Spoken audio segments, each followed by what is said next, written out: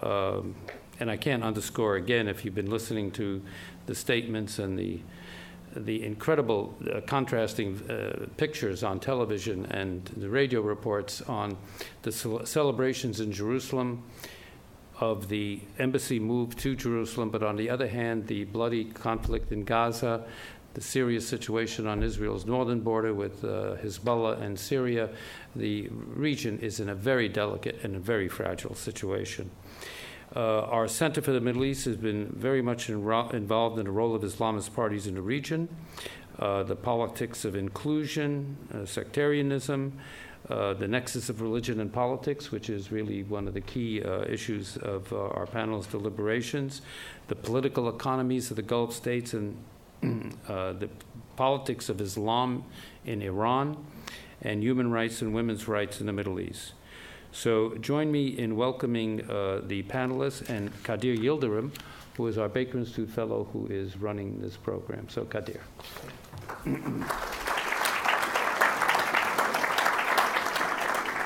Thank you, Ambassador. Good evening, everyone. Welcome to our panel, Religion and U.S. Foreign Policy in the Middle East. For decades, denialism about the role of religion in public life materialized in the once widely popular secularization thesis, namely that religion was losing its influence in the lives of people. Humanity was moving in a direction towards religion's irrelevance, and every society was going to evolve in this particular direction. But past couple of decades have shown us that these predictions were not borne by empirical evidence. Religion not only maintained its significance in a significant proportion of the world, but it actually underwent through a process of revival. New religious actors have emerged, and they presented either a hybrid construction of modernized religious movements or fundamentalist reincarnations of religious conviction and practice. And this is a phenomenon that holds across the world. This is not a uniquely Middle Eastern phenomenon. And it's not constrained to Islam only, but it also holds for other faith traditions around the world. The rise of modernity, secularism have created their religious counterparts all over the world. And this has also been the period in which politicized religious activism became a central pillar of the political landscape. In other words, religious parties have emerged in this time period. Before the modern era, before the advent of modernity, secularism, we really don't have politicized religion, so to speak, that we know in this sense today.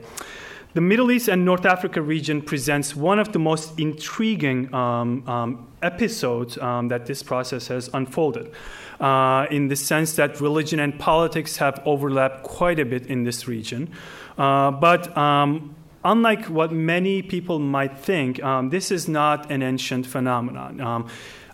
Middle East, or Islam in particular, is very similar to other faith traditions, other regions of the world before the modern times. But in the modern times, what we see is this sort of secularism, modernity creating its own sort of reverse image in religious activism. So what we see today in Islamist movement, fundamentalist movement, transnational religious movements and groups is an entirely new phenomenon that did not exist before the modern period. So religion is very important in the lives of the people in the Middle East. Religious political actors have been thriving in the region since the 1970s, and they began assuming governmental roles in many different countries across the region in the past decade or so. Despite their seemingly straightforward character, one particular aspect of Islam makes this a bit more complicated, which is that Islam doesn't really have a hierarchical, centralized religious institutional structure, meaning that anyone can come out and become a religious actor. There is no centralized mechanism that authorizes who can be a legitimate religious actor. So this means there is a multiplicity of religious actors across the region, and in every single country. So our myself and my collaborators here, and a couple of them who are not here, unfortunately, with us, have started thinking about this question, this topic, and recognize the need to unpack how this sort of free market of religion operates.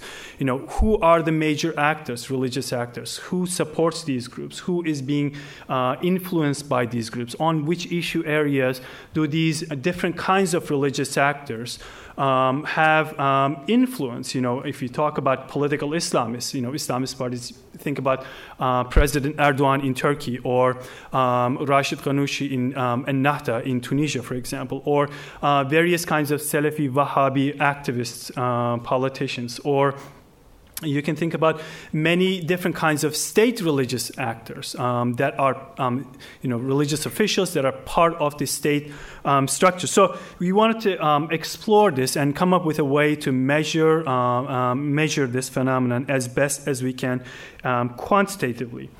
So to this end, we took a study supported by the Luce Foundation. We conducted a survey in 11 countries with more than 14,000 respondents. What I want to do is go over some of our findings here.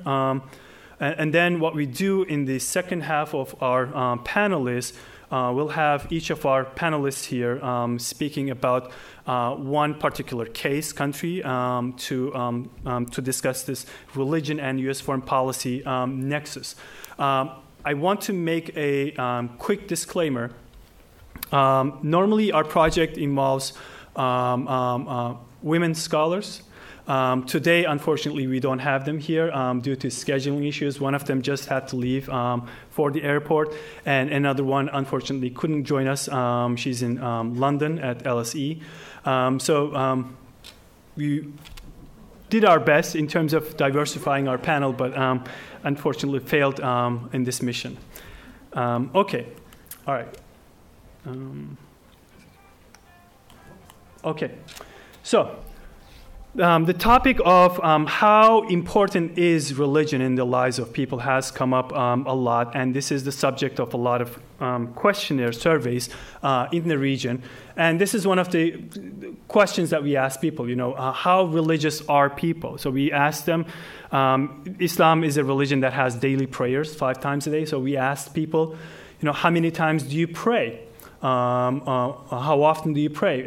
So 1 refers to daily prayers every day, and 5 refers to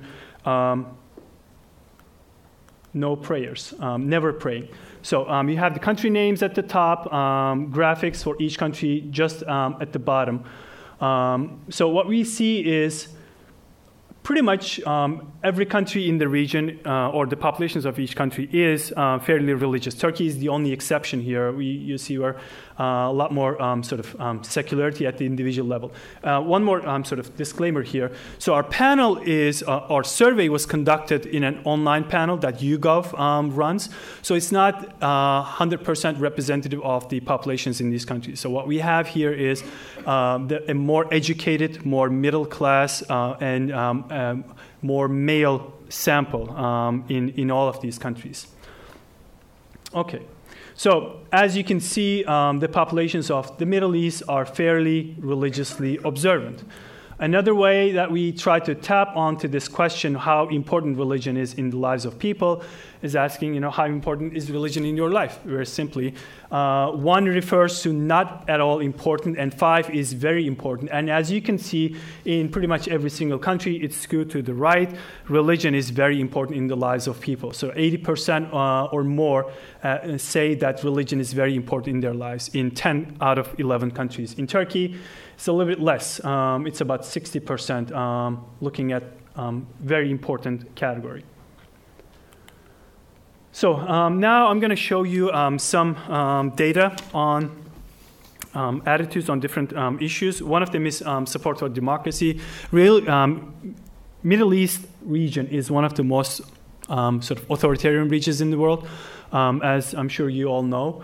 And one of the questions people might think, do people actually support democracy, democratic form of governance? So we asked people, democracy has its flaws, but it is a better system of government than alternatives. So we gave them this statement. Do you strongly disagree? Two, strongly agree, 1 through 5. 1 is strongly disagree, 5 is strongly agree. And what we see here is significant proportions of populations in these countries in our samples support actually democratic forms of governance.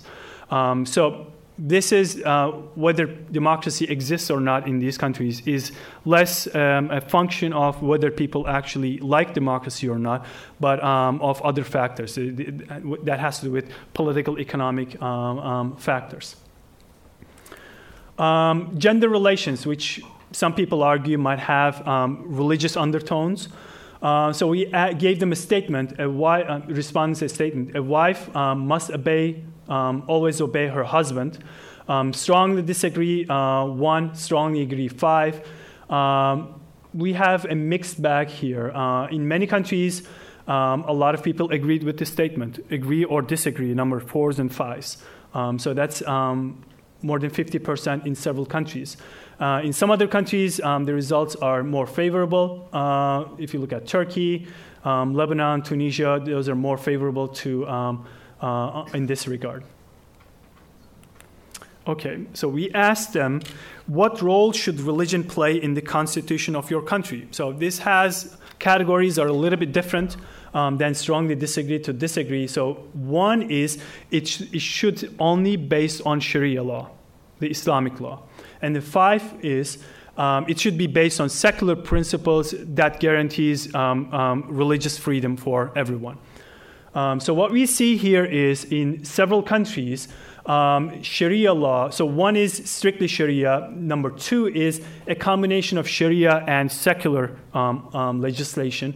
So what we see is in several countries like Saudi Arabia, Qatar, Morocco, Kuwait, Qatar, we see that people actually favor Sharia law pretty significantly in their constitutions.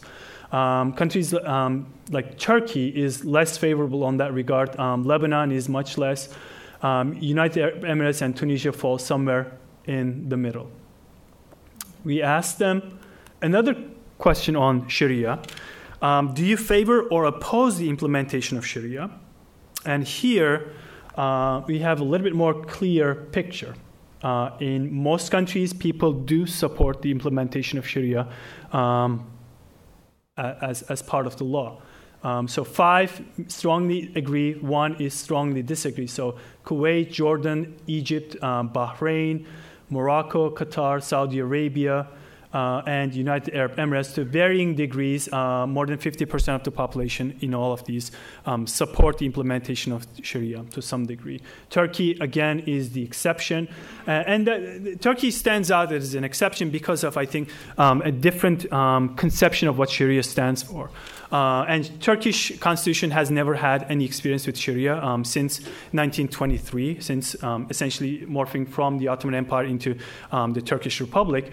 But in most other countries, what we see is Sharia has been a part of the legal framework since independence. So that's perhaps part of the reason why people are favorable to implementation of Sharia. What it implies in these countries is very different. So we ask another way to gauge the role of religion in public life is how much influence should religious leaders have in political matters? 1 is no influence at all, and 5 is major influence. So what we see here is in many countries, again, the same trend holds, especially in the Gulf region. People want to have religious leaders having some sort of a public role in political matters. Countries like Saudi Arabia, Kuwait, Jordan, Bahrain, Qatar, Morocco, we have a big chunk of the population actually supporting religious leaders' influence. Turkey, again, stands out as an exception. Lebanon, to some degree, follows along the same pattern. So we asked people how much the U.S. should be involved in the Middle East. The direct question is, how do you view American intervention in the MENA region, Middle East and North Africa region?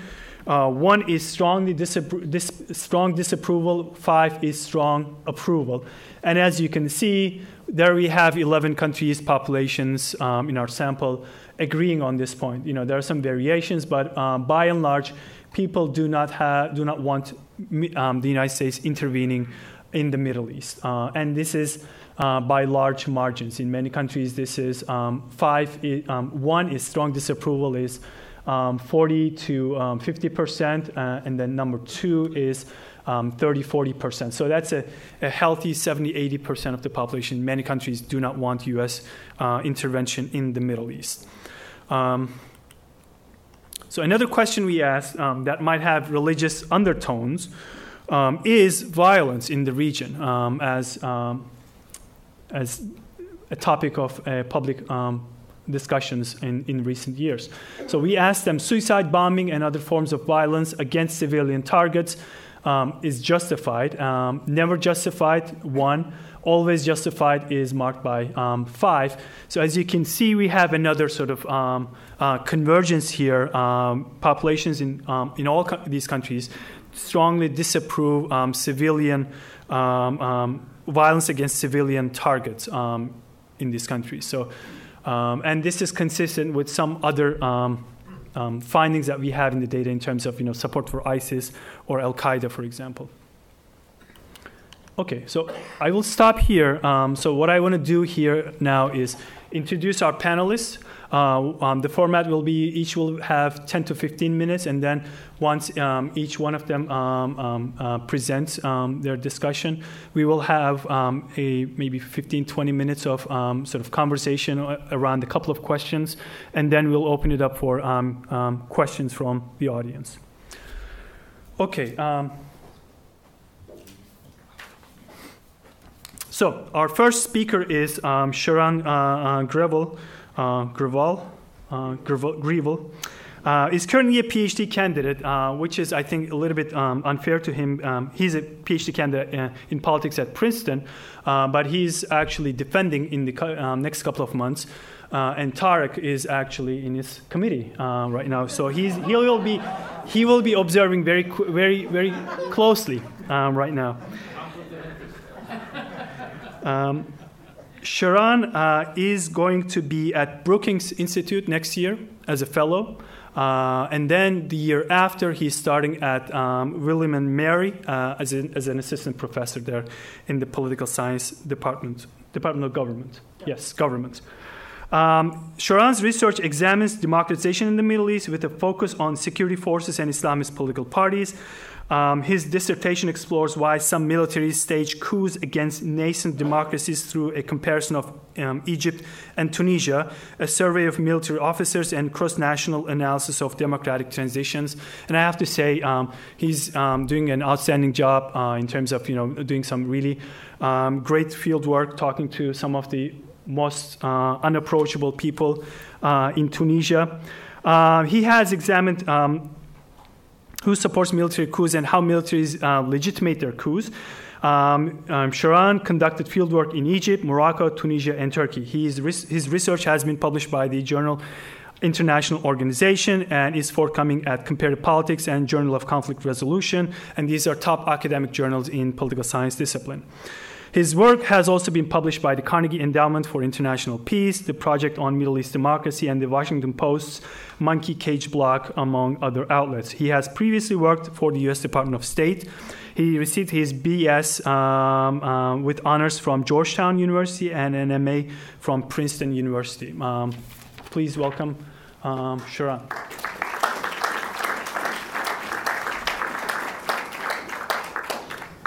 Thank you, Kadir, for that long introduction, and thank you also for the invitation. It's really an honor to be here. I've been asked to talk about Tunisia, which, as many of you know, is the one success story of the Arab Spring. It's the one country to not only transition to democracy, but maintain its democracy. It's the one real example of a Muslim democracy that has emerged from the Arab Spring. And so there are a lot of reasons why Tunisia has succeeded, but given the theme of this panel, I'm going to focus on the role played by the religious political party in Tunisia, or the Islamist party in Tunisia, which is Ennahda. And so Ennahda actually won the first democratic elections in Tunisia in 2011, and so they played the leading role in writing Tunisia's new constitution, the constitution that would govern Tunisia's new democracy. And perhaps, well, unexpectedly, the Islamist Party made a series of important compromises in this constitution that has allowed Tunisia's transition to flourish. This Islamist Party, perhaps contrary to what we would expect, agreed not to put Islam or Sharia into the constitution as the basis of legislation. It agreed not only to freedom of religion, but freedom of conscience, and in other words, allowing atheism as well. It agreed to enshrine gender equality in the constitution. And so this Islamist Party made these series of compromises that has really allowed Tunisia's transition to succeed. And so naturally the question is why? Why would this Islamist Party make these really important compromises? And what perhaps lessons can we learn from Tunisia that could, in theory, be applied elsewhere? Are there some factors or experiences that led Ennahda to moderate that perhaps could be encouraged in other Islamist parties? So the way I tried to conduct my research on this question was to look at who within this Islamist party supported these compromises and who did not. So the data is all available in terms of the parliamentary votes on this constitution, which members of Ennahda supported the compromises and which did not. So what I tried to do was test several theories about which Islamist parliamentarians we think would support these compromises, which ones should be more liberal or more secular or more open-minded. So the literature would give us a couple hypotheses. One would be that it's those Islamist members of parliament who historically have interacted with other political parties, perhaps those who were active on university campuses and in campus politics, or those who were involved in labor unions, and so therefore had to interact with other parties, and maybe that experience has moderated them. Another hypothesis would be that perhaps those Islamists who were repressed, they came to moderate their positions and became more liberal. In the data, I actually find support for neither of these, that it wasn't those who were active in civil society or those who were oppressed who were voting more moderately or liberally in the Constitution. On the contrary, the strongest predictor of whether an Islamist member of parliament would vote for these liberal compromises was whether they had lived outside of Tunisia in a secular democracy, whether they had lived in Europe or North America in this case. And this was a really striking finding. It was of those members of parliament, Islamist members of parliament who had lived abroad, 95% voted in favor of these compromises. Of those who had remained only in Tunisia, it was about 50% had supported these compromises. So there was this really massive effect, and it held whether or not they went to the West for education or whether they went fleeing repression, they went for exile in the West. In either case, we saw this statistical pattern where those who had gone abroad, to the West in particular, or to a secular democracy, was voting consistently more liberal on the Constitution. So naturally, a correlation doesn't necessarily mean it's a causation. So what I tried to do next was to interview several of these Islamist members of parliament and see why did they vote the way they did. And uniformly, those members who had gone abroad recognized their experiences abroad as having shaped their attitudes towards democracy and towards religion and politics. For some, being abroad in a secular democracy had socialized them into democratic values and to secular values. So what we find in the literature is that immigrants, this is beyond the Middle East, but immigrants in general who immigrate to another country, if their personal situation improves economically or even physically, if their personal situation has improved, they tend to credit the new country's institutions and values for that improvement. And so for many Islamists who were fleeing repression in Tunisia and found exile in France or London or in the US, they tended to credit these new countries' institutions for that newfound freedom.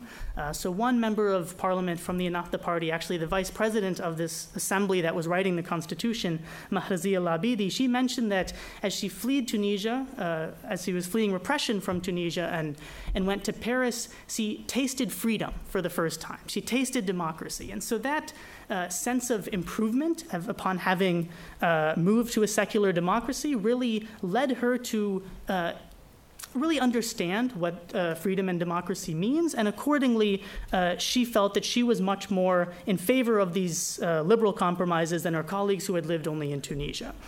But socialization isn't the only mechanism. A couple others would be intergroup contact. For many Islamists, living in Western democracies was their first chance to interact with non-Muslims. And that intergroup contact, literature has shown, often leads to more tolerant and more open attitudes towards the other group.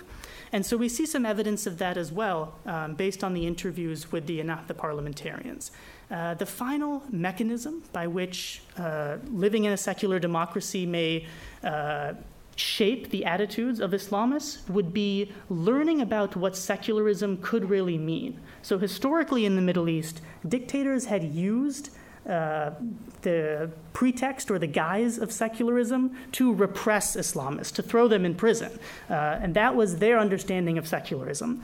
But upon moving to Europe and North America, many of these Islamists realized that secularism actually means that all parties, religious or secular, have a seat at the table. It's not that religion is repressed. On the contrary, you could have, for instance, a Republican Party that often is inspired by religion in terms of its positions on abortion, on gay marriage, etc., and that is completely compatible with a secular democracy, that you can be inspired by religion and still be active in politics. And so that was new for many Islamists who historically had faced repression under the guise of secularism. And so that mechanism as well, this political learning about what secularism could entail, was another reason why living in the West had shaped their attitudes to be more secular and more liberal. So what are the implications of this then for U.S. foreign policy, the other theme of today's panel?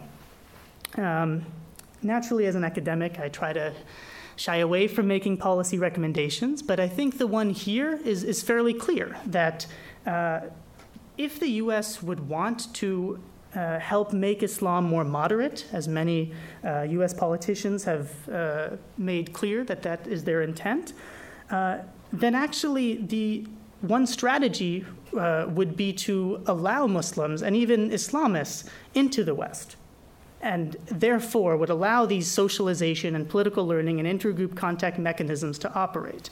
And so perhaps the policy implication would be not to ban Muslims and even Islamists from entering Western democracies, but rather to open our doors and through that help to moderate Islam.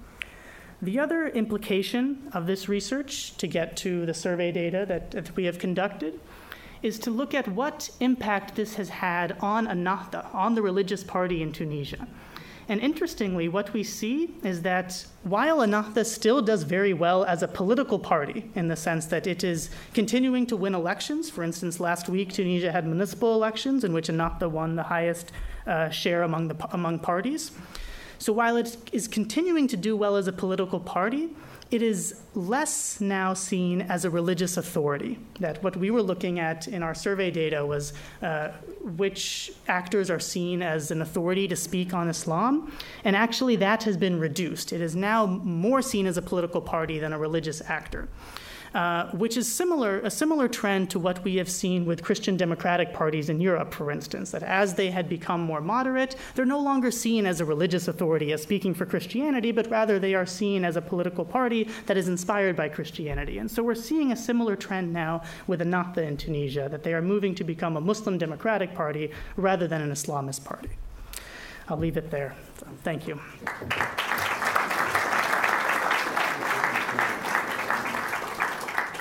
Okay, thank you, Sharan.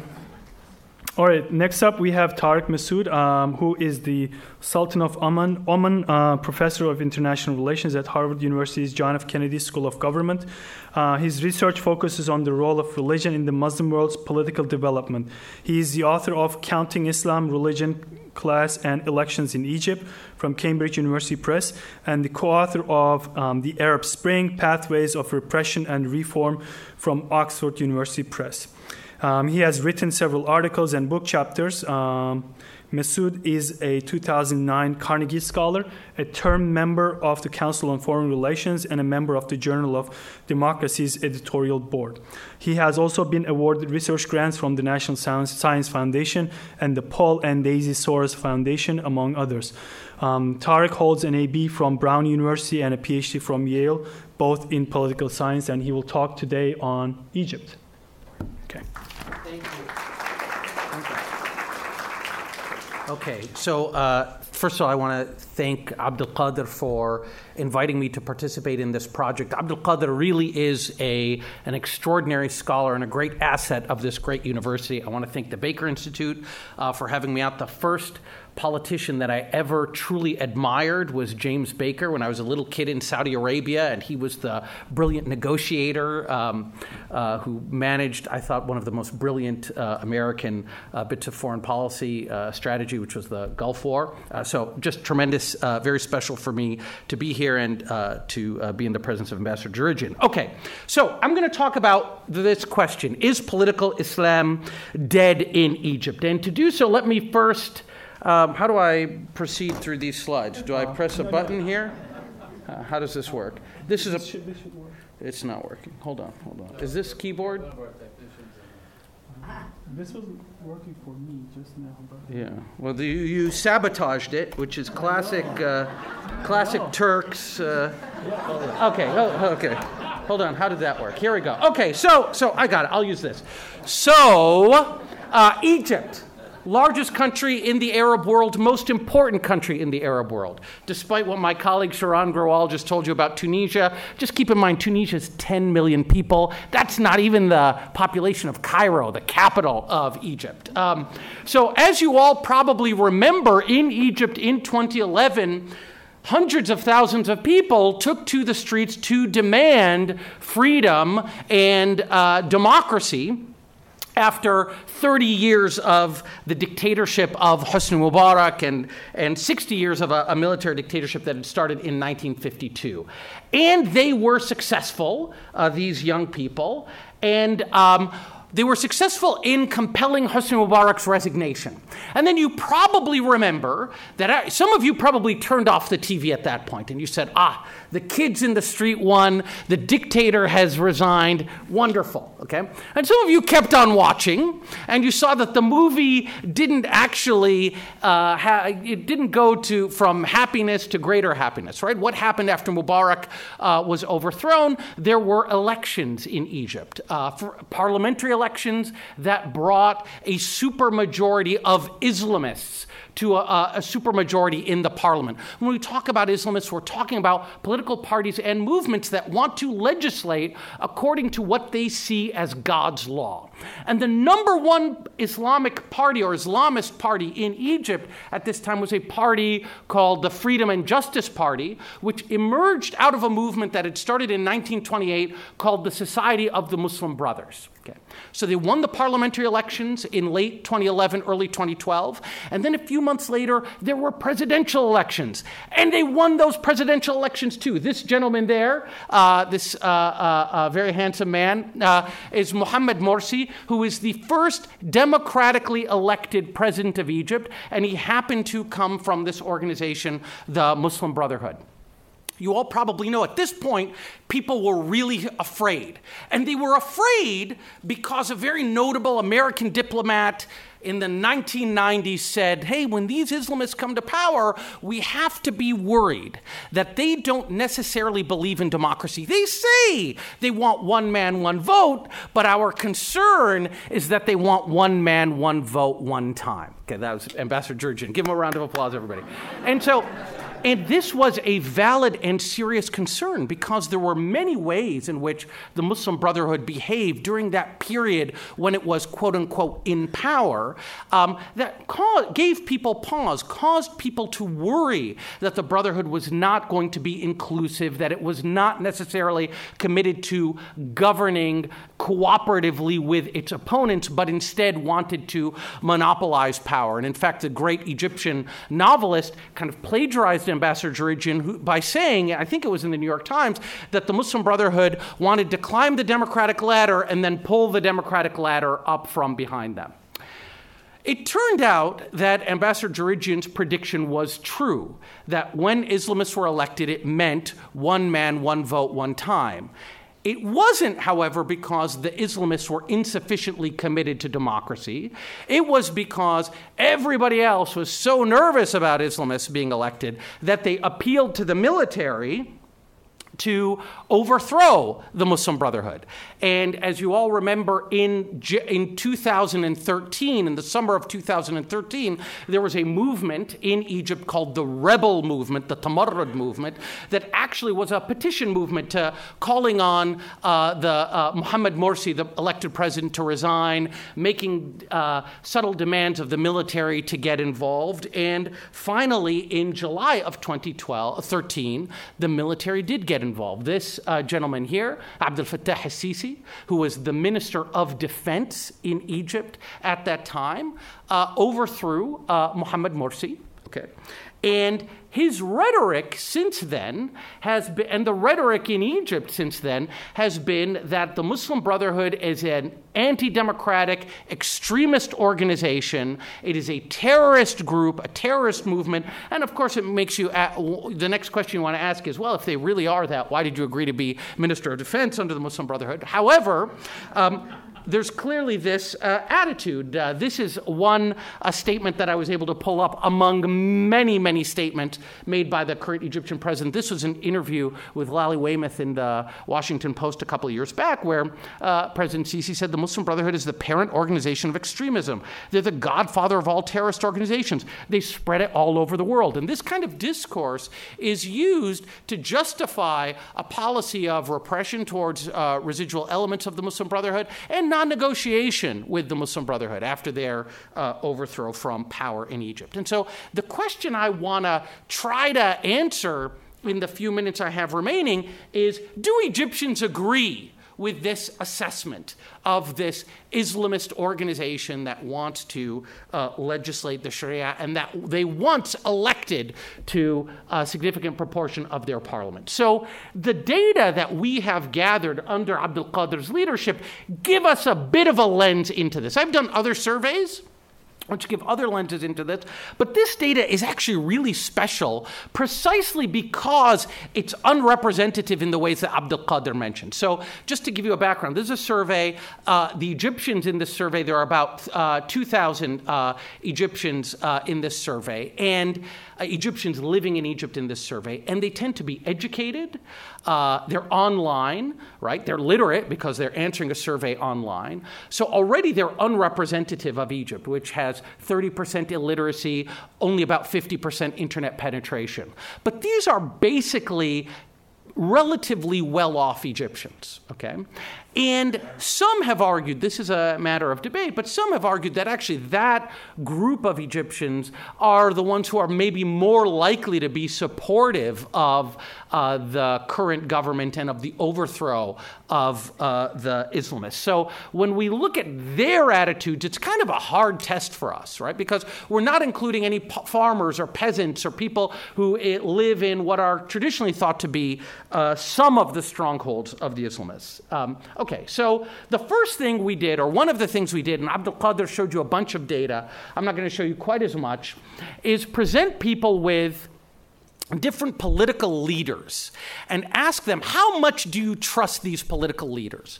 And you could say, I don't trust them at all. I trust them a little. I'm neutral. I trust them. So I don't trust them a little. I'm neutral. I trust them a little, or I trust them a lot, right? So on that y-axis, the bottom, don't trust. At the very top, I trust them completely, right? And then on the x-axis here, the horizontal, we're going to look at different people. So the first is Baghdadi. Who's Baghdadi? Abu Bakr al-Baghdadi, the leader of ISIS. Okay? Anybody want to make a bet? You think Egyptians trust this guy or don't trust this guy? Don't trust this guy. Come on. Egyptians are great people. They do not trust Abu Bakr al-Baghdadi. Okay? So another person is Hassan Nasrallah, who's the leader of Hezbollah. And here too, on average, Egyptians don't trust this guy. So these little TIE fighter shapes, don't worry about the shape, but basically the dot in the middle is kind of our estimate of how much trust there is based on people's responses to this question. Okay. So Hassan Nasrallah, leader of the Shia militia come political party in Lebanon called Hezbollah, Egyptians don't really like. Okay? Then we listed a bunch of other people. So the one that's in a box is Muhammad Badi'a, who's the supreme guide of the Muslim Brotherhood. And as you can see here too, on average, people don't trust this person very much. Then we have Ghannouchi, the leader of Al-Nahda in Tunisia. After that is Al-Qaradawi, who's an Egyptian Muslim Brotherhood sympathizing television cleric who lives in Qatar. Again, not very much support for him.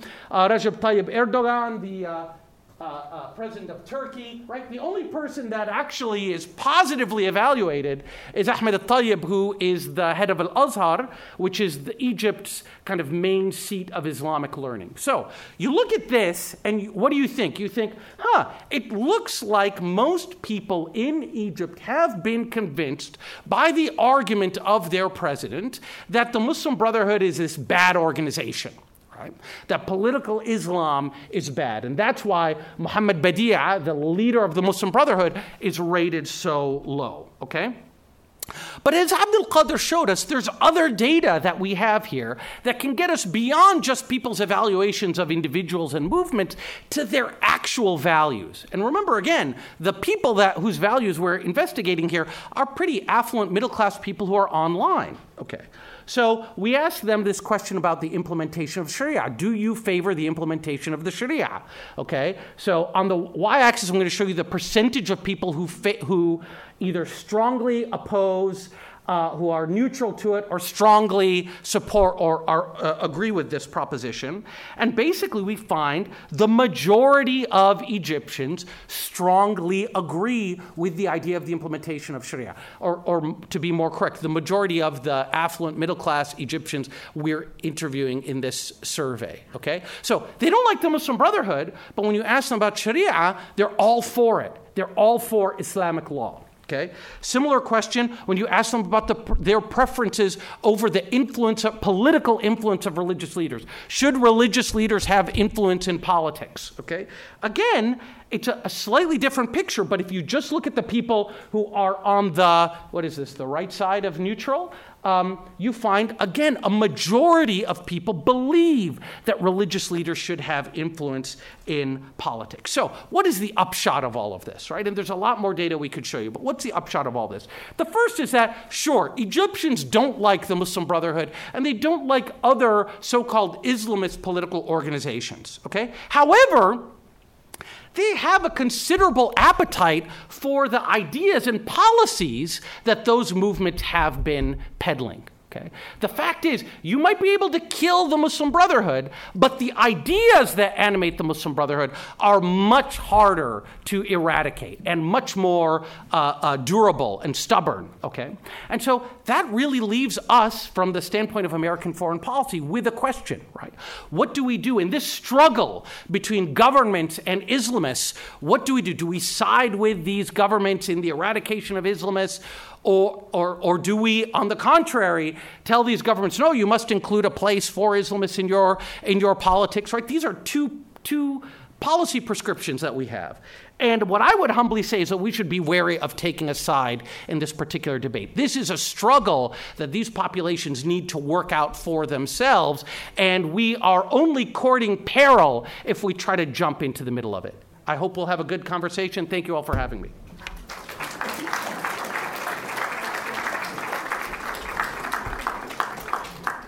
Thank you, Tariq.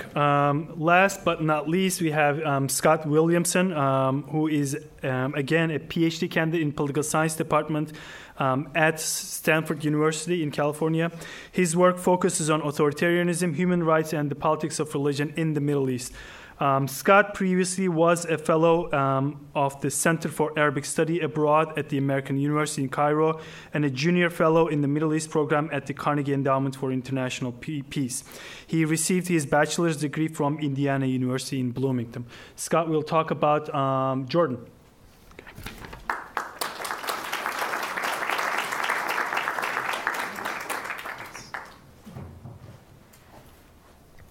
All right, thank you everyone for being here. Thank you to the Baker Institute for inviting me, and Kadir specifically.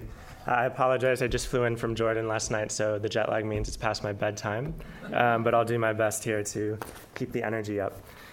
So I want to just make 3 points tonight in this talk. First, I want to talk about the Jordanian government and its role in U.S. foreign policy, specifically regarding counter-extremism. Then I want to review quickly the opposition's role as it relates to U.S. foreign policy, and here specifically the Muslim Brotherhood. And then I want to conclude with a brief comment on what's going on in Jerusalem and how that's reverberated in Jordanian domestic politics, and as well the relationship between the United States and Jordan. So as many of you probably know, Jordan has been a very important ally for the United States in combating extremist groups for many years now, and certainly since September 11th. The king himself has been active in promoting a tolerant form of Islam, specifically through the Amman message in 2004, which emphasized tolerance of groups within Islam, but also other religions. And this message is really pushed a lot by clerics and religious officials in the country. It's common among Jordanian elites even to scoff at the idea that this message and these officials have a lot of influence on the views of society at large, but from our survey data that's been mentioned here, it actually seems like these state religious leaders have some of the highest levels of trust amongst religious leaders in the country, which suggests that, in fact, they probably are quite successful at propagating these ideas. Some survey data I've run related to this on my own about the Amman message in particular shows quite widespread support across society for the ideas of that message. In addition, there's been a lot of hard security relationships in countering these extremist groups. So it's not just about ideas. And both ideologically and in terms of the security relationship, this has really picked up a lot since ISIS came onto the scene in 2013. The Salafi movement in Jordan, and especially the jihadi Salafi movement, is very small. That being said, there have been several small-scale terror attacks in the country in recent years, and so the government is very concerned. In terms of per capita foreign fighters going into Syria, Jordan is probably second, only behind Tunisia. So you have a scene where support for this group in Jordan is very minimal, but still potentially very dangerous. And so in terms of ideas, the government has been increasing controls over what its preachers can say.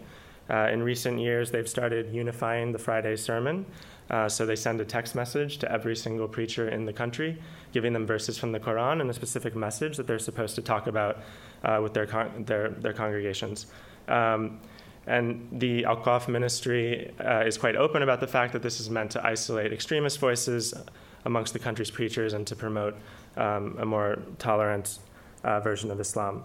And then in addition to that, there's also been an attempt to isolate and divide the Salafi movement in Jordan by actually manipulating divisions between those who favor al-Qaeda and those who've been more supportive of ISIS. So in 2015, Jordan released 2 prominent supporters, ideological supporters of al-Qaeda from prison after they agreed to at least denounce ISIS as un-Islamic. And then, of course, in addition to that, there's been a lot of participation in security operations, both domestically and in Syria itself. There was an operation in 2016 in Erbil in the north of the country, in which more than 30 ISIS sympathizers were arrested, which sent shockwaves through the country because it was in the second largest city, and that's a quite large cell. And then internationally, Jordan has been the leading Arab participant in coalition airstrikes against ISIS, according to CENTCOM. So if the government has been quite supportive of U.S. foreign policy objectives, that's been less true of the opposition in the Muslim Brotherhood, as you might expect.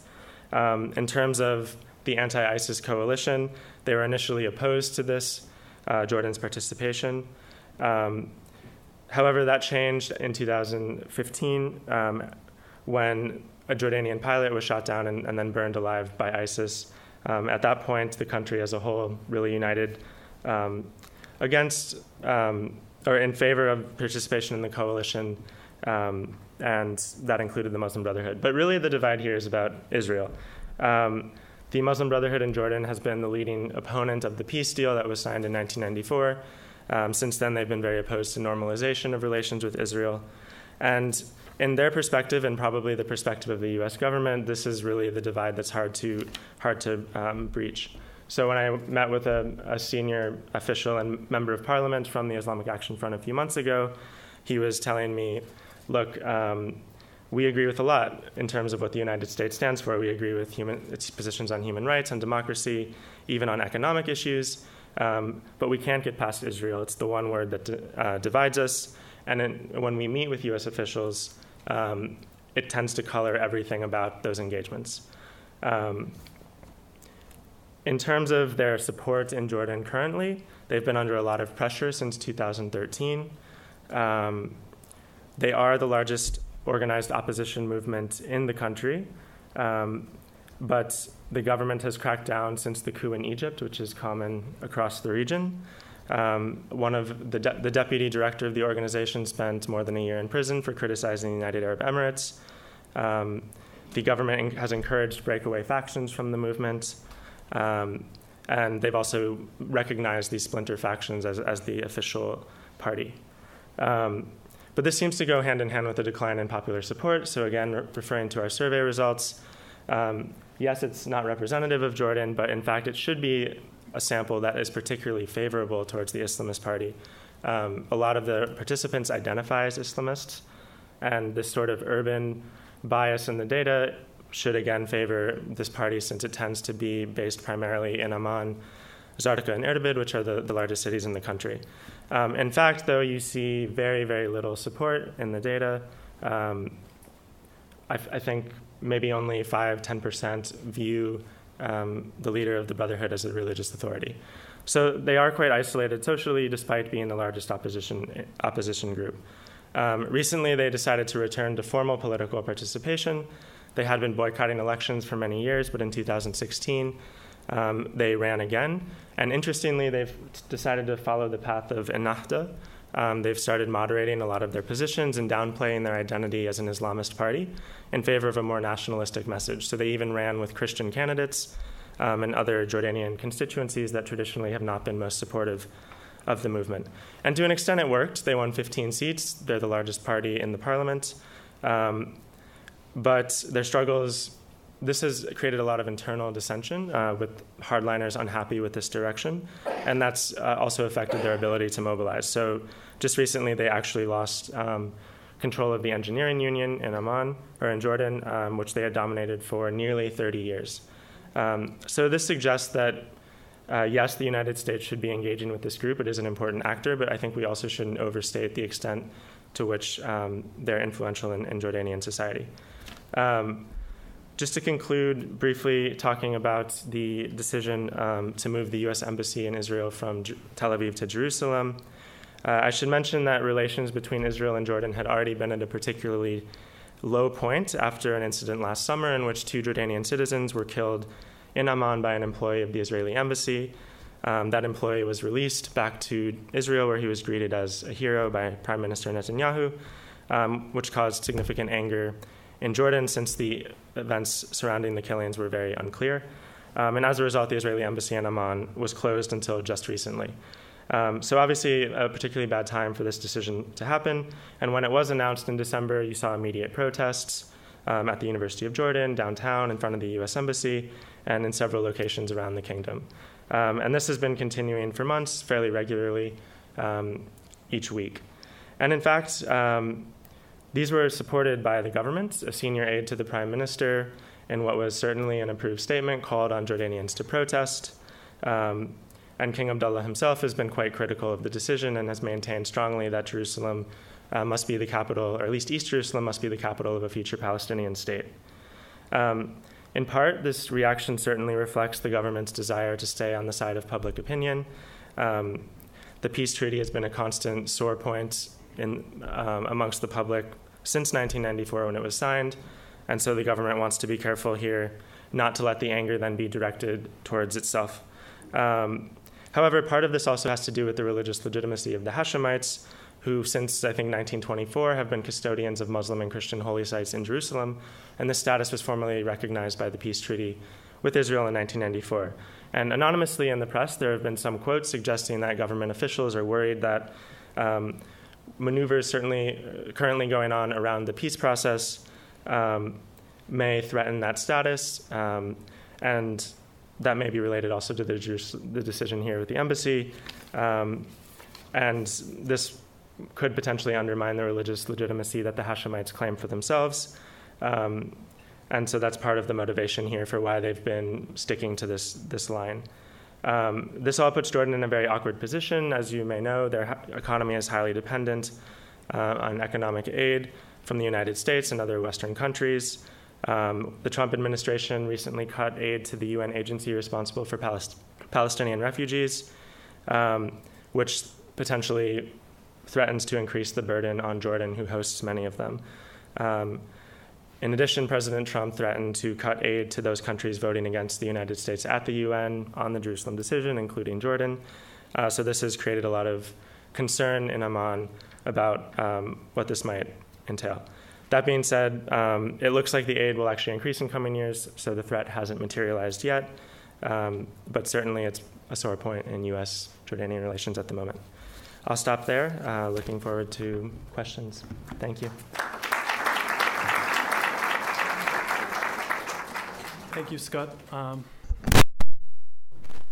Okay, so what I want to do right now is I have a couple of questions that I want to ask you and get your thoughts on this, maybe have a conversation, then we'll turn to the audience for your questions.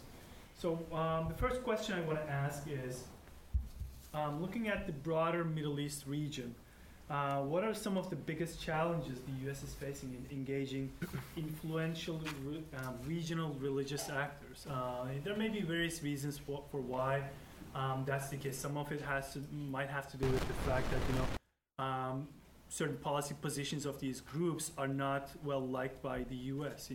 Jordanian Brotherhood's position is on Palestinian issue, for example, is one example of that. Or is it lack of democratic credentials, or is it more motivated by domestic U.S. domestic politics? So what are some of the challenges, obstacles to engaging these actors?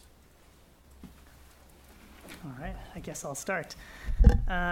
So how should the U.S. engage religious actors in the Middle East? I think historically the U.S. has tended to take a fairly active approach, in the sense of the approach tends to be you fight the radicals and you help prop up the moderates. That tends to be a very active or interventionist approach to try to engage with religious actors.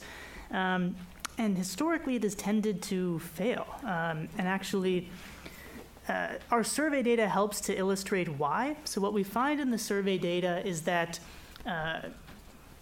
Islamic actors who are seen as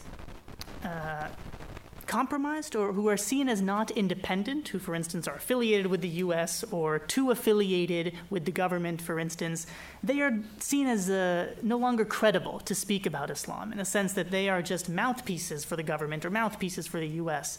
And so when we tend to have a very active or interventionist stance to try to prop up a moderate, it tends to fail because they lose credibility. It needs to be something grassroots and genuine that would actually have credibility to sway Muslims' opinions. And so I think rather than taking an active approach, perhaps the U.S.'s best strategy would be a more passive approach. So what I outlined earlier was that actually one of the best strategies for moderating Islamists is to allow them refuge in the West when they're fleeing repression in their home countries, to allow them into Europe or North America. And that sort of more passive approach can maybe have a stronger impact in terms of moderating Islam. Mm-hmm. Yeah, I think this is a really great question. So as I understand it, the question is, how should the U.S. engage religious actors in the region? And I guess the answer to that is another question. It depends on what it is the United States is trying to do in the region. Right? If what we're trying to do, are we trying to pursue our national interests? Okay? Or are we trying to do something else, something broader, a kind of civilizing mission, a mission to moderate Islam or change Islam or make Islam safe for democracy or make Islam safe for the world? And I would say if we're trying to do the latter, we should stop because it's not possible. There's absolutely nothing that the United States can do to change the evolution of this religion that has 1.7 billion adherents. So then the question is, what we really should be doing, everything that we do in the Middle East, should be geared towards, pursuing our national interests. And then the question is, well, it's a question of whether the engagement with a particular religious actor furthers our national interest. So, is our national interest, to bring it to the case that I was asked to talk about, is our national interest in Egypt furthered by the United States somehow engaging with religious actors like the Muslim Brotherhood, which is now illegal? And my response to that is, I don't know. Our anxiety has always been in Egypt that what happened in Iran in 1978-79 would happen in Egypt. That basically we'd be very closely allied with and identified with a dictator. There would be this deep Islamic revolutionary movement bubbling below the surface that would suddenly pop up, overthrow the dictator, and because we had no ties with it and were seen as having a great deal of animus towards it, we would consequently lose this important country. And we were always afraid that this would happen to us in Egypt. In fact, this was during the Mubarak era. We had kind of sub rosa connections and communication with the Muslim Brotherhood, and Mubarak in his meetings with Americans would always say, I know that you guys are meeting with the Muslim Brotherhood because you think that there's going to be an Islamic revolution here. Well, let me tell you, that's never going to happen. And of course, something like it did happen. The question is, so now should the United States again, develop ties with the Muslim Brotherhood, be talking with these Islamic groups in preparation for someday or hedging our bets against someday in which these Islamic groups appear? And I would say, sure, we should be talking to them. We should be talking to everybody. But I think I would echo what Sharon has said, which is that I really think we should be very passive. I don't think trying to engineer regime outcomes in the Middle East is something we should be trying to do. And to the extent that engaging with this actor or that actor in the region is somehow part of a strategy of engineering outcomes, we should just stop. Let me ask before Scott comments on this. So you drew an analogy to Iran, which is very interesting because in Turkey, that is the exact same analogy that a lot of, especially seculars, draw when they think about Islamist actors. Welfare Party in the 1990s and later on AKP. Always the constant fear is Turkey going to be a second Iran, right? With a theocratic regime.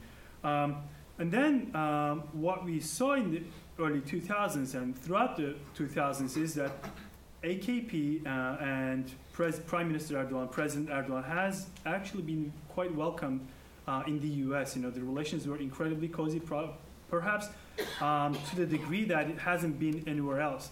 And now, fast forward a decade, and what we see is incredibly sour relations between the two. And Erdogan is perhaps one of the biggest critics of the United States.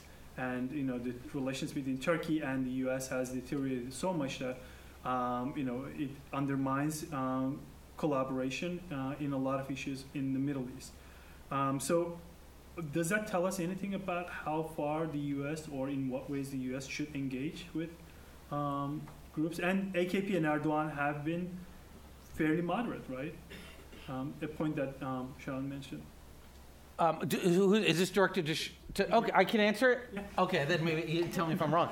So I think, interestingly, something Sharon said in his excellent talk and some of the slides you showed give us a little bit of an answer to this, to part of this question. So I think the secularists in Turkey who are worried about Turkey going the way of Iran are wrong, right? Look at that data that Abdul Qadir showed us in the very beginning. In every single Arab country, a majority of people say we should have Sharia. Religious leaders should have influence over politics. And then when you look at Turkey, It's the exact opposite. Right? Why is it the exact opposite? It's the exact opposite because you had, 70 years or whatever of a secularizing regime that really worked to implant certain secular political values in the society. And in fact, I would even go so far as to say Western political values in the society. So that ship has sailed, right? Turkey in 2018 is not at all similar. Turkish society is not at all similar to Iranian society in the late 1970s. So the dynamic that Sharon talked about happening with Nahda leaders, right, who went to the West, had traffic with the West and Western ideas, that happened to the entirety of Turkish society over the course of decades of secularizing leadership. Now, that doesn't mean, now, as I think Abdul Qadir would point out, look, I mean, that didn't mean that the Islamists were completely out, right?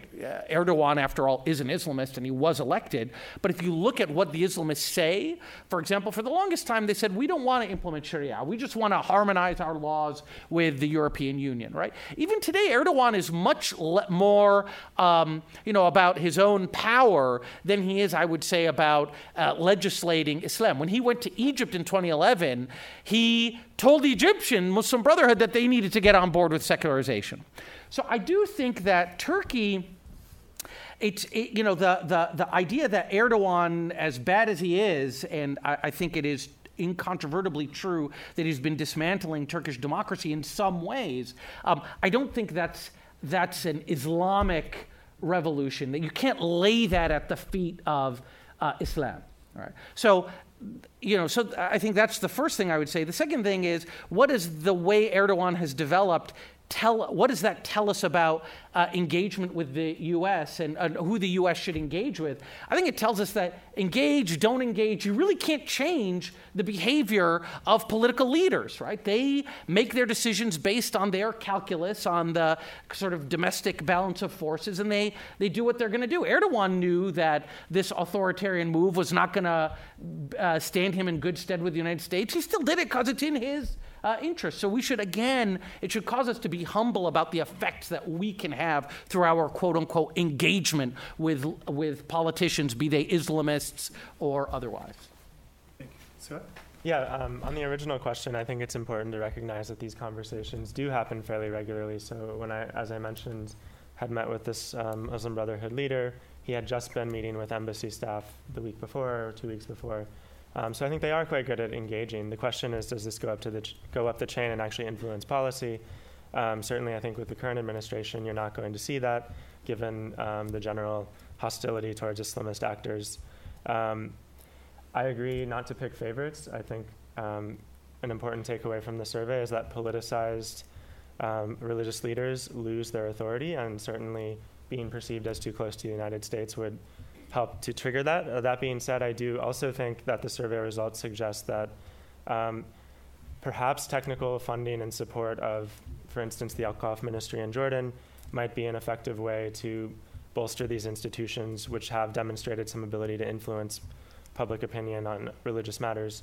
In Jordan, certainly the Al-Qaf ministry is underfunded, it's struggling, there's a shortage of imams. They don't have the money to pay them, salaries are abysmal. They're often poorly trained, don't get good education, et cetera. And I think there may even be USAID programs that work on workshops with some of them, but perhaps strengthening that would be a useful way to proceed. Can I ask a question? And the reason strengthening that would be a useful way to proceed is because these official religious institutions are bulwarks against extremism of the type that ISIS represents, or is there something else? So if you want to look at it purely in those terms, I think that's where it might be useful. So I'm going to ask another question, and this is not just on religion and politics topic, but if you could advise the President or Secretary of State of the U.S. On the Middle Eastern politics, and it seems like it's a tall task these days, but what would be one specific policy advice you would offer and why? Do you want to go? Good luck. One of the panelists should answer that. And we can commit to that 100%, but we'll do our best to air this on Fox News.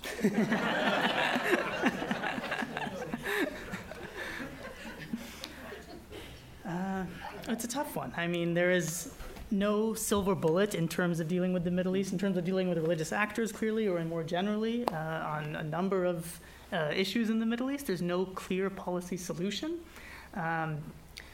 In general, one solution would be to take a more passive approach, to try not to intervene, because often U.S. intervention backfires, both because we perhaps are not attuned to the local dynamics, and so we often make the problem worse when we intervene. And so perhaps it'd be better to just take a more hands-off approach.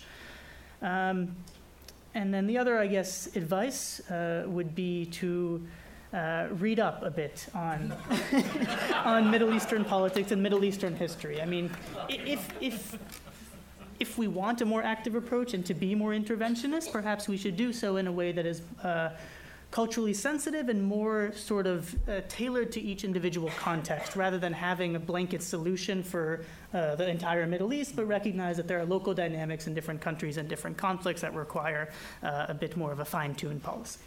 We'll leave it at that. Yeah, I as always, I think I have little to add to what Sharon said. So I think that generally that's right, that we should have a hands-off approach to the region, but it should be a clever hands-off approach. So if you were to ask me which president has had the most abysmal record on the Middle East in the last 25 years, I wouldn't tell you George W. Bush, even though his record, in my view, was actually not great, let me put it that way. But I'd say that President Obama had a pretty bad record, even though I would say, I bet you that President Obama has exactly the same intellectual orientation that Sharon and I have towards the Middle East, which is that there's not a whole lot that the United States can do. We can't really remake regimes. Right? I think President Obama actually learned a lot of lessons from the failed policy in Iraq. The problem was that none of those lessons were really implemented, were acted on. So in my view, for example, one of the great failures of the Obama administration was the way we spoke about Syria. Okay? I actually agree 100% with the Obama administration's reluctance, and actually quite principled reluctance, to commit anything to Syria, to get involved in Syria. That, to me, was the right approach. There was no way that the United States could have involved itself in the Syrian situation and led to a better outcome.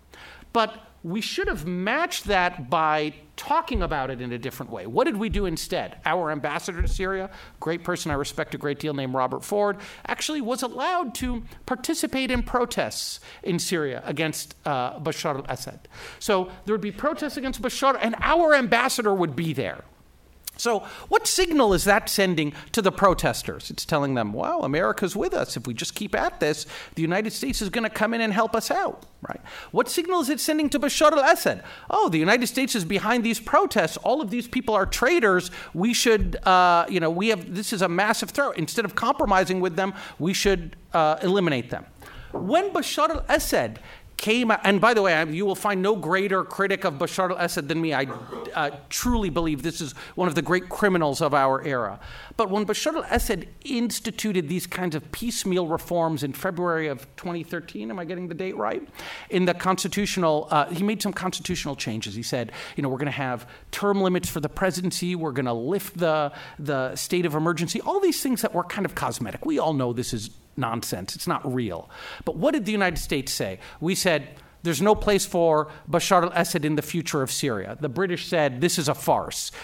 Again, if you're the opposition, what are you thinking? Wow, the U.S. is really serious about helping us out.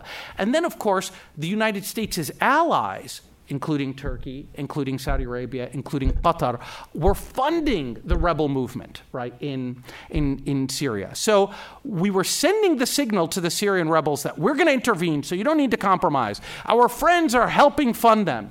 And so all that did is create more instability. If we were really going to be hands-off, we should have been really hands-off. Not just ourselves, not just in what we did, but what we said, and in what we told our allies to do or not to do. We should have restrained Saudi Arabia and Turkey and Qatar from getting involved. And so I think really being hands-off means kind of pursuing a foreign policy that's quite similar to the Egyptians' actually foreign policy, which is, recognize that the stability in this region is a very fragile thing, and we should be allergic to anything that upends it, that potentially upends it.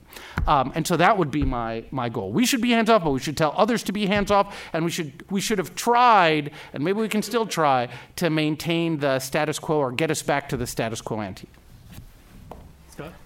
I mean, I would generally agree, but I guess the one thing I would say is maybe we should be more hands-on in restraining some of our allies, specifically Saudi Arabia, and the many disastrous decisions it's made in the past year or so. Frankly, well, we certainly shouldn't be encouraging them, but in terms of Yemen, Lebanon, Qatar, I think we need to be a little more active there. Should be hands-on in getting others to be hands-off. Yes. I agree with that. Okay, so I want to turn to the audience. We'll take some questions, 15, 20 minutes, and then we'll end it. Any questions? Yes. So, listening to all of this, what does the U.S. Military budget do? Does it pull further out at a consistent rate and watch?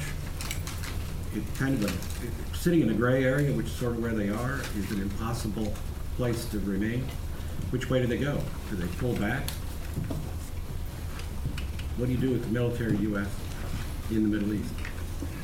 Do you want me to take a couple questions? That's a great question. We'll get to it, but maybe we take a couple. Okay. Yeah.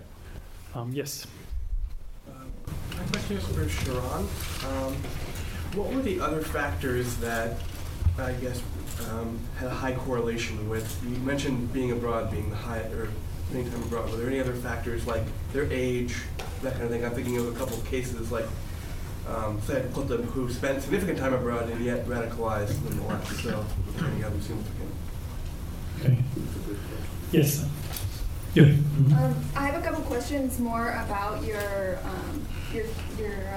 survey overall. So was it done in English or in Arabic? Because some of the words you used are very polarizing in Arabic, it's like secularist, as you've talked about a little bit.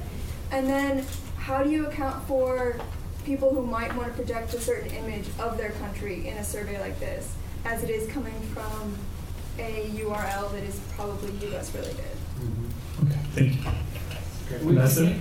No, I just like to, that's a very good question. I just like to, I'm sure our expert panelists know this, but there's this linguistic debate over secularism and secularization. Mm-hmm. So the definition of secularism as freedom from religion, and secularization, freedom of religion. We, the United States, pride ourselves on having a concrete freedom of religion, but if you look at the French tradition, freedom from religion. So that's a very good question in terms of the linguistics involved there in the survey. Okay. Yeah, the survey was in Arabic. Right. Yeah, and I don't remember that. Did we? So you presented a question. One of the questions on secular versus Sharia in terms of the Constitution. I don't remember the wording there.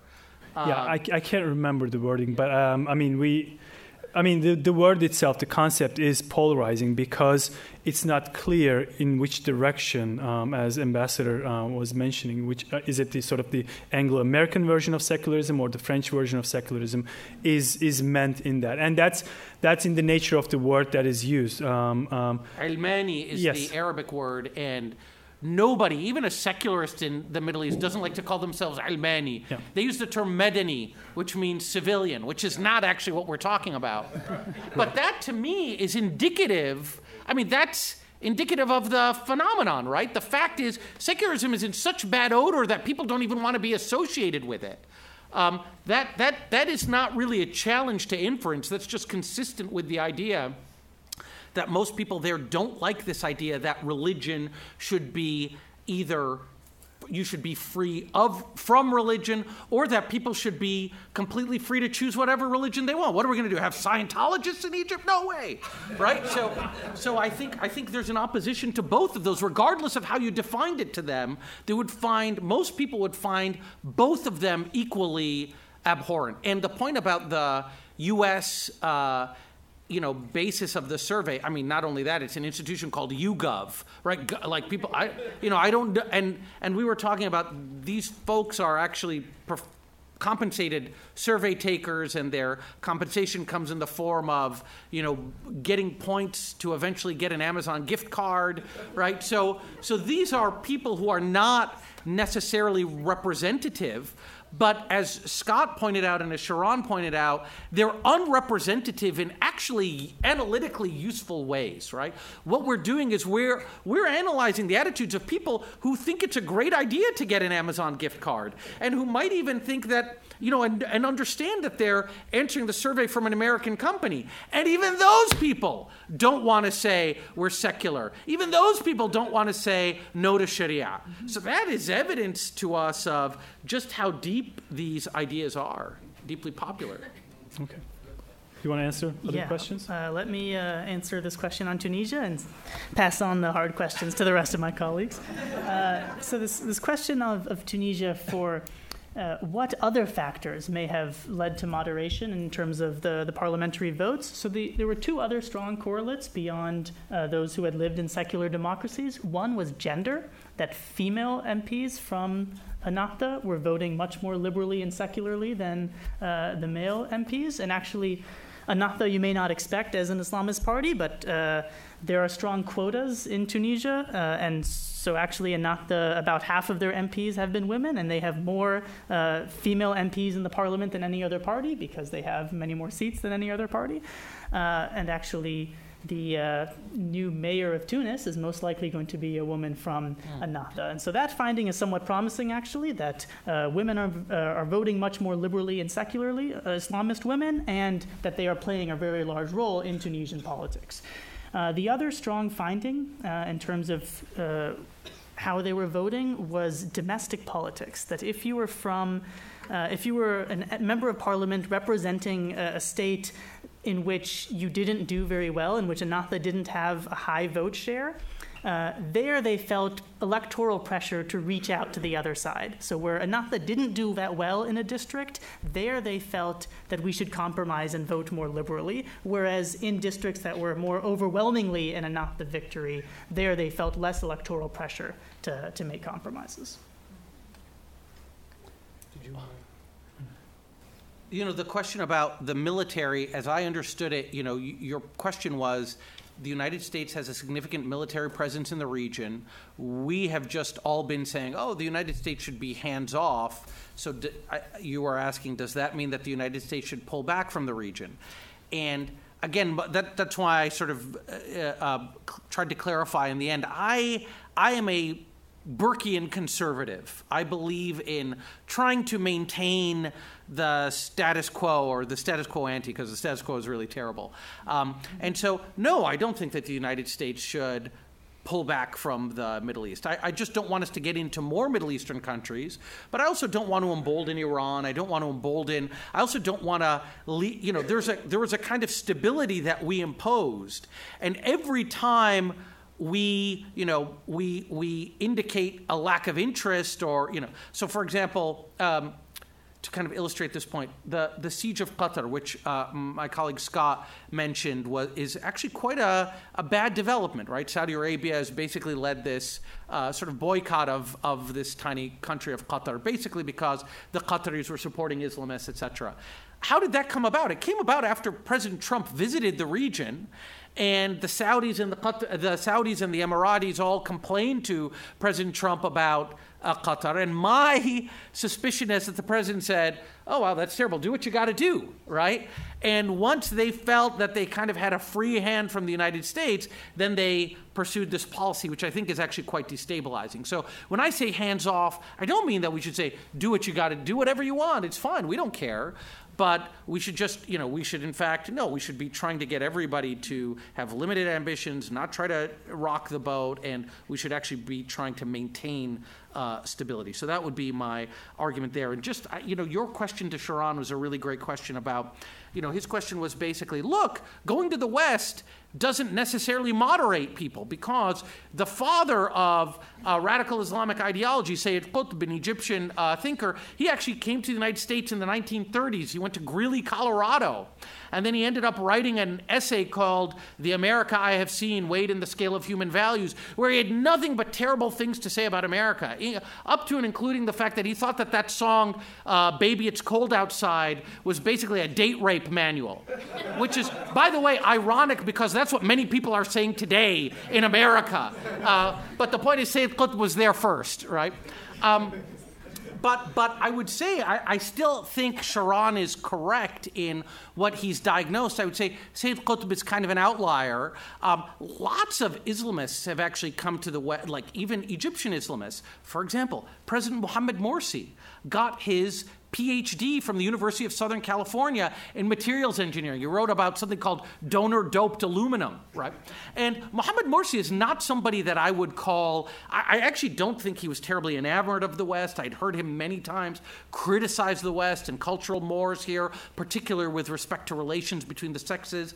But I would be willing to bet that he actually was really a Democrat. At one point, Christian Amanpour actually asked him, do you believe in Islamic democracy or democracy? He said, there's no Islamic democracy, there's democracy. And that's what we believe in. And I'm willing to actually go so far as to say that I would bet that some of that was because of the years he spent in Southern California.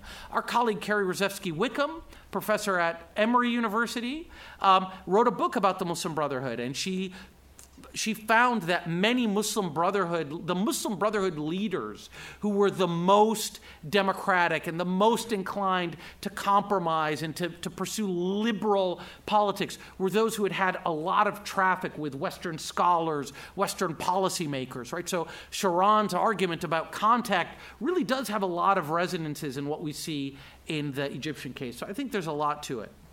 Okay. We'll take a couple more questions. Yes. So, Kadir, on your second to last slide on the poll, you were polling on American intervention and how countries strongly agree or disagree with that. Two countries stood out to me were Qatar and Turkey, where they had overwhelmingly population. The respondents that we now know are young, affluent, online savvy folks, which we generally hope would be on our side, tended to poll on the most strongly disagree amongst all the countries, and that's a NATO ally and a home of CENTCOM. So is that, what's the panel's take on that? Because to me that seems like, oh my God, we are, for lack of a better word, we're screwed. Because that's where we've put our hope in the Middle East in terms of the moderating group of individuals that then can transpire to the rest of the population. But if that is the group that sees it in the two countries where we have engaged soft and hard power historically, and they see us as strongly disagree for intervention in the Middle East, what hope do you have, and what is your take in terms of that? Thank you. Yes. What do they all think about this question about Syria? What do we do with Syria now? The president had an opportunity to not get out of the Iranian deal right now. He could have taken the position that Macron said, why don't we use this as an opportunity to try to do something about resolving the issue in Syria? So in general, what do you feel about this whole thing about what the president did? What are we going to do about Syria? Are we just going to let the Russians and the Iranians take over Syria? Or how are we going to deal with this? Because you say we should back away from it, but this seems like a big conundrum, and it looks like we had an opportunity maybe to try to do something in this area, but we backed away from it. They claim they're negotiating something, but it seems very unlikely that they really are. They're just going to let this Iranian thing fester. Okay, thank you. Yes, in the back. Israel is our sort of long-standing support for that country and the lack of resolution of the Palestinian state or territory a true sore for the Arab and Islamic world, a fake sore? And so in light of that answer, your answer there, should we be pushing harder, or can we not want it more than the two parties want it? Okay, and then one more. Let's get some gender diversity in the questions. There's a lady there in the... Okay, yes, that's not. Yes. So, could I ask two questions? I'll come to you. Okay, thank you. So my first question is, to what extent is internet access and usage regulated in the various countries where you did the surveys, and would that then skew the answers that you got from the respondents? And secondly is a methodology question also in terms of yourselves. How are you protecting yourselves from prosecution by the Material Support Act, given that you're working with, dealing with Islamists who are on the lists? Okay, thank you. So the first question, Turkey. Okay, the first question, Turkey, Qatar, anti-Americanism question. Good question. Well, Turkey has, for a long time, has been the most anti-American sort of society in the region, and this is true not only for Islamist, more conservative youth or older people, but also especially among the leftists in the region, in the country. So this is, I think, just a continuation of that trend for the most part. But also in the last several years, President Erdogan has upped the ante in terms of his anti-American, anti-Western discourse, and that actually has caught on with a lot of people. So if you went to Turkey a decade ago, you would see a lot of, I think, conservatives more favorable to the United States. I mean, we had conducted a survey among college students back in late 2000s, and I think the leftist students in general were more anti-American than conservative or AKP supporting university students. But today, I think that might have shifted a little bit more towards conservatives being more anti-American, anti-Western than the leftists. But overall, this is across the board ideological spectrum. In terms of Qatar, I'm not well versed in terms of Qatari politics, but my suspicion is that the siege, the conflict crisis in Qatar might have contributed to this outcome. U.S. might have been held by many youth as one of the responsible parties for Qatar's plight. So the floor is yours. So if you want to add to Qatar-Turkey question, yours, then we have Syria, Iran question, Israel peace process question, and methodological question from Zahra. Great, maybe. Sure. I'll take it. So I'll actually link your question and your question. I mean, in terms of are we screwed, I think it is context dependent. It matters what our policies are. It's not that we're automatically going to be disliked or liked. And so in terms of Israel, I think it is an open sore that does contribute to how we are viewed there. Frankly, Israel's policies aren't going to change without outside pressure, and a lot of it, and that's going to have to come from us at some point. That doesn't seem likely to materialize anytime soon, but I don't see how things change without it. And those sorts of policies, I think, really matter in terms of supporting military governments in Egypt, in terms of supporting the Saudi coalition in Yemen. People notice that stuff, and it affects how they think about us. That being said, you talk to most people in Jordan, and they have nothing but praise and admiration for U.S. culture, U.S. people, and I think that's a pretty widespread feeling. So if our policies changed, I think you'd see different attitudes. And I think it's worth mentioning that on Syria, I think a lot of people would have supported U.S. intervention there, certainly early on.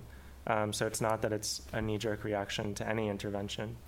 In terms of internet access being regulated, so it definitely depends by country. In Jordan and some of the others, internet access is very high. And Egypt, much less so, many more illiterate people in Egypt. So it depends on the country. But in general, I think people are very free to express themselves online in a private survey like this. They might not always feel that way. Certainly there are people who are going to self-censor in these surveys, but they have the freedom to join the panel and to answer as they see fit. Material support, I don't think it's ever been an issue for academics, even those who actually interview people like in Al-Qaeda and other actually violent groups. One thing I'll add to Material Support Act is it's not that, but we also had Iran in our survey, but we could not conduct the survey as of yet because of the Iranian sanctions issue. We had to get authorization from the Treasury Department. I think we're getting possibly close to that. So that's we thought that we couldn't conduct the survey with Iranian subjects. So that was the only exception. I will just, the question about what to do in Syria is a really important question, and I have to confess, all I know how to do is complain about what we've done so far in Syria.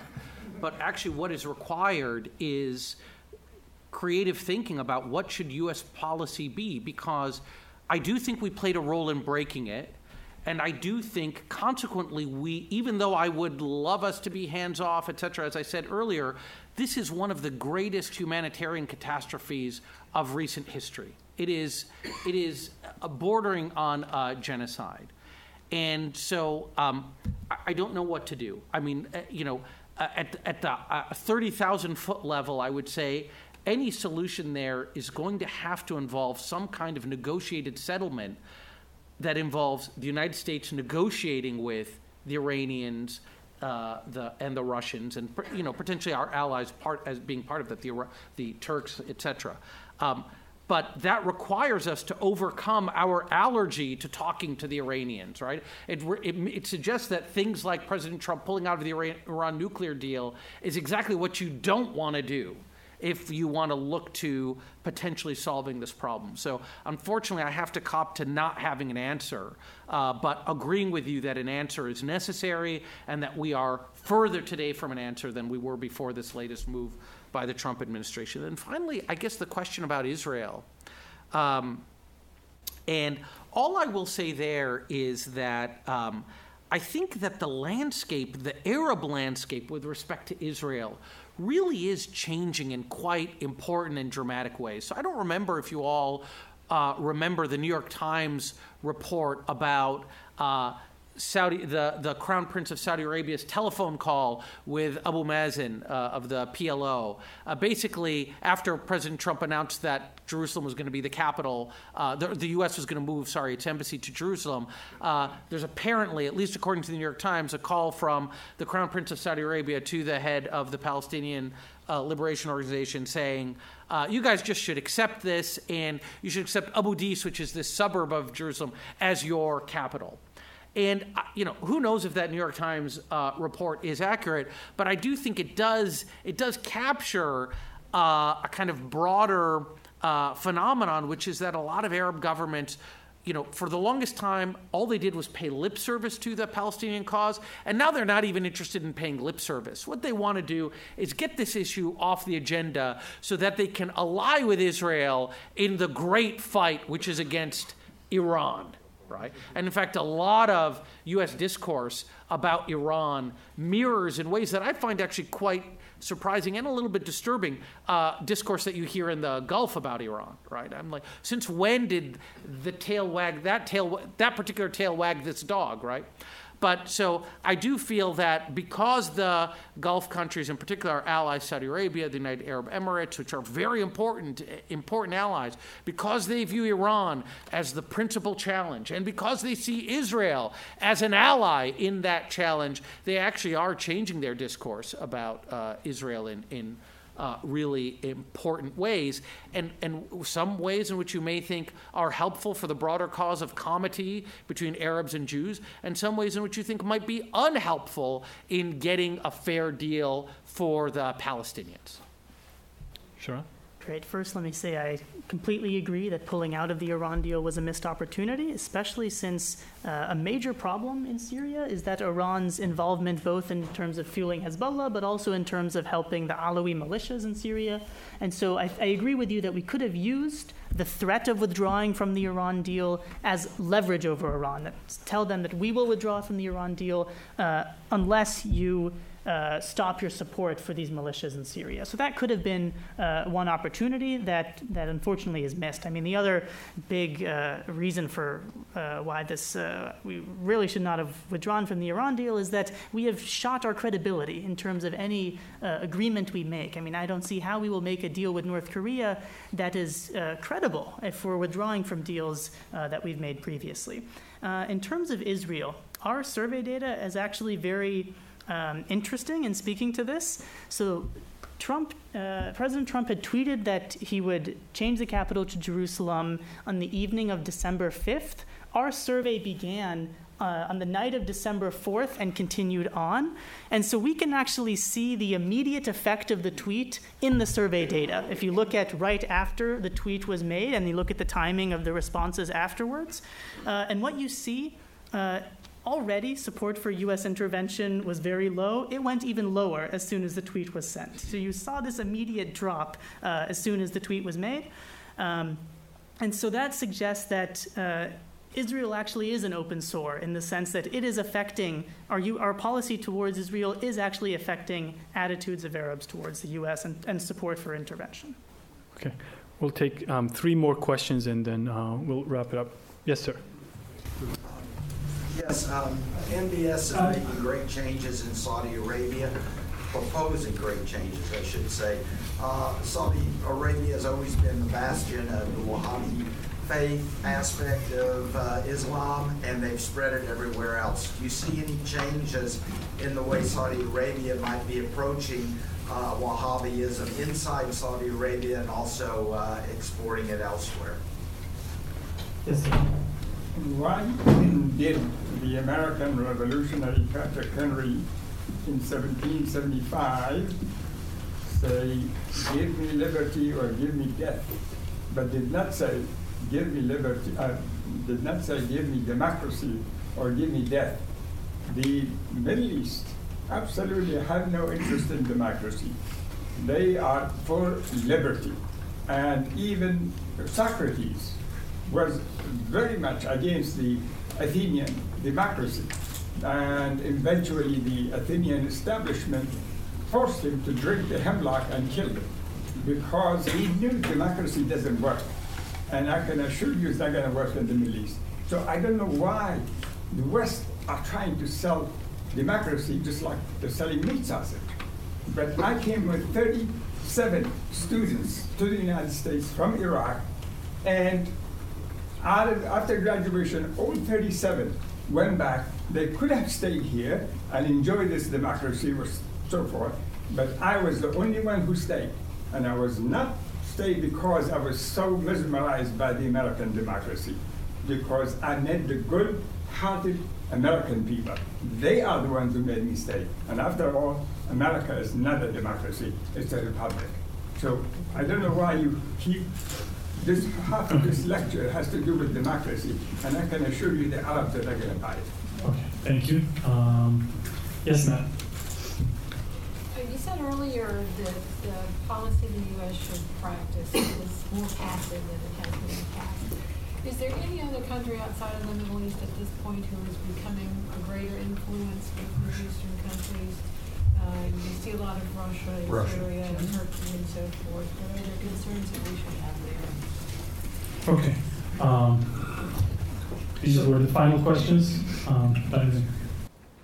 So the question about MBS, which is the abbreviation for Mohammed bin Salman, who's the Crown Prince of Saudi Arabia, MBS is kind of styling himself as a desert version of Kemal Ataturk, right? The guy who's going to remake Saudi Arabia. And the question was, I think you asked us to assess his prospects for success.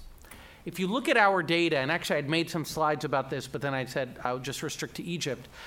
Saudi Arabia is the most religiously conservative country in our sample, right? Even, again, among these online denizens, right? And you've got to bet that half of the people after doing our survey are going looking at pornographic sites. But nonetheless, when you ask them about, are they Islamist? Yes, we're Islamist. Sharia, yes, we want Sharia. And why? It is because, as you said, that embedded in that country, encoded in the DNA of its government, is this commitment to a particular brand of Islam, which is known as Wahhabism or Salafism, which is highly conservative, highly religiously conservative and traditional. And I grew up in Saudi Arabia and experienced this firsthand. So, look, my bet is that this dramatic change that Mohammed bin Salman wants to effect in Saudi Arabia is unlikely to succeed. I think that he is not working with a society in 2018 that is as developed or even as open to democracy as the society that Mustafa Kemal Ataturk was working with 100 years ago. Okay, that's a dramatic claim, but I'm willing to stand by it. Mustafa Kemal Ataturk had previous attempts at liberalization, previous failed attempts. The Young Turks, after all, many of the things that Ataturk wanted to do, the Young Turks tried to do. And before that, the Ottomans tried to do a few of them. So there'd been this record of attempts to modernize in fits and starts. And then he was building on that. And then secondly, of course, he had a tremendous amount of political prestige derived from the fact that he rescued his country from dismemberment by the Allies after the end of the First World War. So if Mustafa Kemal Ataturk had told men to wear kilts in Turkey, they would have. MBS doesn't have any of that. He neither has the previous legacy of attempted reforms, and he doesn't have the political prestige that Mustafa Kemal Ataturk had. And not only that, he is opening he doesn't even have a sense of timing, right? Every single conflict that he could get involved in, he's getting involved in. So he's fighting Iran and he's fighting the Muslim Brotherhood, right? As opposed to allying with the Muslim Brotherhood against Iran, right? Domestically, he's fighting the businessmen, the royal family. He's opened fronts in Syria. He's opened fronts in Yemen. So to me, if you have to bet on the success of somebody with that kind of strategic mind and that kind of all the bad hand that he's been dealt, I would say that I don't think he's going to succeed. Look, the point that you make, sir, about democracy in the region, I would humbly suggest to you that leave semantics aside, right? What we're talking about when we talk about democracy actually can embrace a wide array of political arrangements. All we're talking about are political regimes in which citizens in the region are free from the depredations of the state, right? And have some say over the conduct of their government, right? The way this is going to look could be very different, right? The way our democracy or our republic looks is very different from the way that the Netherlands look, but we consider them both democratic. In the Middle East, so far, we have not really had governments in which people are consequential in the calculus of their leaders. And we do have a great example, Sharon's. So I made an uncharitable joke about my Tunisian brothers and said they're a tiny country that don't matter. But actually, in another way, Tunisia is the most important country in the region because, as Sharon pointed out, they have this democratic experiment and it's working, right? And so I think we should not be so quick to rule that the Arabs cannot have democracy, they can't have freedom, they think in a different way, and they want something totally different. I think if you look at what Arabs say they want freedom, they want to say over how their governments behave, and then when they get a real chance in Tunisia, they actually make a go of it. And we should support that as opposed to saying that they're going to fail. Let me just add quickly on MBS and Saudi Arabia. I don't think the reforms are genuine. So in addition to these factors that make it seem like he won't succeed, I don't think they're genuine either. I mean, so first in terms of the arrests of his relatives, essentially, for corruption charges, yes, you could see that as an anti-corruption sort of strategy, but it can also very clearly be painted as a way to purge his relatives and ensure that he is the one successor that will become king. And steal from them. Exactly.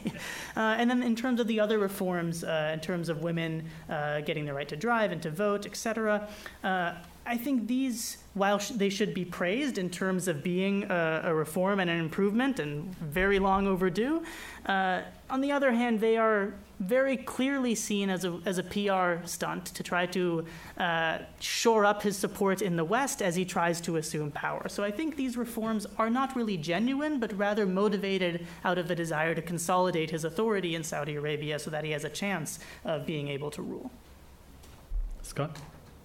So I disagree slightly. I mean, this is just a hunch. It's not based on anything other than anecdotal stories. But I think the social reforms are somewhat genuine and probably are widely supported amongst younger Saudis. And the gamble MBS is making is that his popular support amongst this generation, which is a majority of the country, will see him through all of these very questionable strategic decisions. But even in an authoritarian regime, you can't rule without allies, and he's directly targeted the core allies of the monarchy, including the royal family itself and the religious elite. And so I just don't see how that ends well for him. And I doubt there will be any real success there. Yeah. I think your point, though, about the youth is actually a really important point on the other side of this ledger. That, I mean, as Scott is pointing out, even I didn't give this, a lot of young people really love this guy and love what he's trying to do. And so I think that, and I grew up in Saudi Arabia. I sometimes watch videos of MBS, and I'm shocked. And I, in spite of myself, find myself liking him because he'll do things like take selfies with young Saudis, and then you'll see like soldiers coming to move the people away, and then he pushes the soldier away and takes more selfies with people. So as Scott is pointing out, his strategy is really to ally himself with the youth, and it remains to be seen whether that's going to be a winning coalition. On the democracy question, I would also respectfully disagree. I think survey data shows that most Middle Easterners strongly do value democracy and would prefer it. But I just want to say that one of the tragedies of the Arab Spring, and specifically Syria, is how much fear of that happening in one's own country has really undermined an appetite for change. So every single elite, I ask in Jordan, why has Jordan been so much more stable? Why did the reform movement fizzle out? They all cite Syria as one of the primary, if not the primary reason for that. No one wants to have that happen. The cost just isn't worth it. And I think that's played a big role in what we've seen in recent years. Okay, thank you. We thank our panelists today. Just a couple of things before we wrap it up. We have some briefs, papers coming out of Center for Middle East in recent days, weeks, as part of some of our ongoing projects. In fact, Sharon has a policy brief on Ennahda that came out a couple of weeks ago, so I urge you to go out and check out our website. We have a whole report on Tunisia and Ennahda and our Morocco and Party for Justice and Development Party for Justice and Development in Morocco is coming out in the next couple of weeks. So I thank our panelists and thank the audience for being here and participating. Have a good evening.